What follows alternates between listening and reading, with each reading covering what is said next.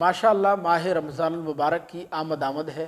अल्लाह के उस मुक़द्दस मेहमान की आमद हो रही है जिसका इंतज़ार पूरे साल बड़ी बेसब्री से किया जाता है। लिहाजा रहमत व बख्शिश, निजात व मग़फ़िरत का ये माह मुक़द्दस एक बार फिर अल्लाह अज़्ज़ा वजल हमें और आपको अता फ़रमा रहा है ताकि हम और आप इस महीने में अल्लाह अज़्ज़ा वजल की खूब इबादत व रियाज़त करके अपने परवरदिगार को राज़ी करने की कोशिश करें और अपनी आखिरत को संवारने की कोशिश करें। लिहाजा आज की इस वीडियो में हम आपको माह रमज़ान मुबारक से मुताल्लिक़ 8 ऐसी ज़रूरी चीज़ें बताने जा रहे हैं, 8 ऐसे काम बताने जा रहे हैं कि अगर रमज़ान मुबारक में या रमज़ान मुबारक से पहले इन चीज़ों को आपने अपनी ज़िंदगी में अप्लाई कर लिया, इन पर अमल कर लिया, तो आप देखेंगे कि इंशाअल्लाह पूरा माह रमज़ान मुबारक आपका न सिर्फ खैर से गुज़रेगा बल्कि बेशुमार फ़यूज़ व बरक़ात रमज़ान मुबारक के आपको नसीब होंगे। आपकी हर इबादत अल्लाह की बारगाह में कबूल होगी और इंशाअल्लाह अल्लाह अज़्ज़ा वजल भी आपसे राज़ी हो जाएगा। लिहाजा ये वीडियो आप सब के लिए बहुत इंपॉर्टेंट है, आखिर तक लाजमी देखिएगा, आगे भी शेयर कीजिएगा ताकि हमारे दूसरे बहन भाई भी इस मालूमात से फ़ायदा उठा सकें। तो आइए बिला ताख़ीर वीडियो को शुरू करते हैं। देखें, सबसे पहला काम आपको रमज़ान मुबारक में या रमज़ान शरीफ आने से पहले ये करना है कि आप अपने तमाम गुनाहों से पक्की सच्ची अल्लाह तबारक व तआला की बारगाह में तौबा कर लीजिए।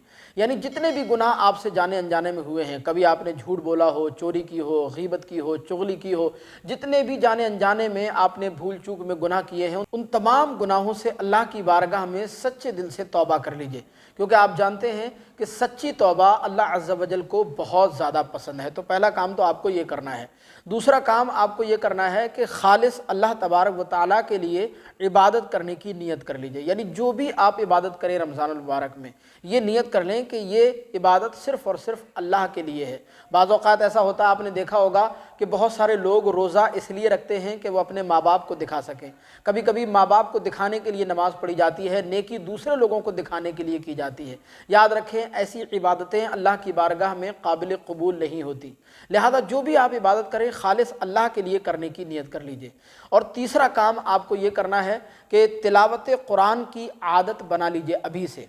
तिलावत कुरान की अगर अभी से आपकी आदत बनी हुई होगी तो इंशाअल्लाह रमज़ान मुबारक में भी तिलावत कुरान करने का आपको भरपूर लुत्फ़ आएगा। पूरी मोहब्बत व अक़ीदत के साथ आप रमज़ान मुबारक में कुरान मजीद की तिलावत करेंगे। आप जानते हैं कि कुरान एक ऐसी मुक़द्दस किताब है कि उसकी तिलावत करने से अल्लाह तबारक व तआला का बहुत बड़ा फ़ज़ल व करम इंसान को हासिल होता है और हर हर्फ़ की तिलावत के बदले में अल्लाह तबारक व तआला 10-10 नेकियां तिलावत करने वाले को अता फ़रमाता है। लिहाजा अभी से आप कुरान मजीद की तिलावत करने की आदत बना लें। चौथा काम आपको ये करना है कि सारी ख़रीदारी, जो कुछ भी आपको शॉपिंग करनी है, ख़रीदारी करनी है, वो आप अपने अभी मुकम्मल कर लीजिए। रमज़ान मुबारक में आप ख़रीदारी ना करें, क्योंकि रमज़ान मुबारक का महीना इबादत का महीना है, ख़रीदारी का महीना नहीं है। बहुत सारे हमारे बहन भाई रमज़ान मुबारक में ख़रीदारी करते हैं जिसकी वजह से उनकी इबादतें डिस्टर्ब होती हैं, उनके रोज़े डिस्टर्ब होते हैं। तो ऐसा आपको बिल्कुल नहीं करना। जो भी ख़रीदारी आपको करना है वो रमज़ान शुरू होने से पहले अपनी मुकम्मल कर लीजिए ताकि रमज़ान मुबारक का महीना सिर्फ़ और सिर्फ इबादत के लिए ख़ास रहे। और पाँचवा काम जो हमारे बहुत से भाइयों के लिए बहुत इंपॉर्टेंट है वो ये है कि रमज़ान आने से पहले या रमज़ान मुबारक में आप पान, तंबाकू, बीड़ी, सिगरेट, गुटखा, इसकी आदत आप बिल्कुल कम कर दीजिए ताकि रमज़ान मुबारक में रोज़े के दौरान आपको इसकी तलब महसूस ना हो। बल्कि बेहतर यह है कि इन तमाम चीज़ों को आप हमेशा के लिए छोड़ दीजिए, क्योंकि इनसे इंसान को कभी भी ज़िंदगी में कोई फ़ायदा हासिल नहीं हो सकता। ये मुज़र चीज़ें हैं, सेहत के लिए नुकसानदेह चीज़ें हैं, इसलिए हमेशा के लिए इनको छोड़ दीजिए।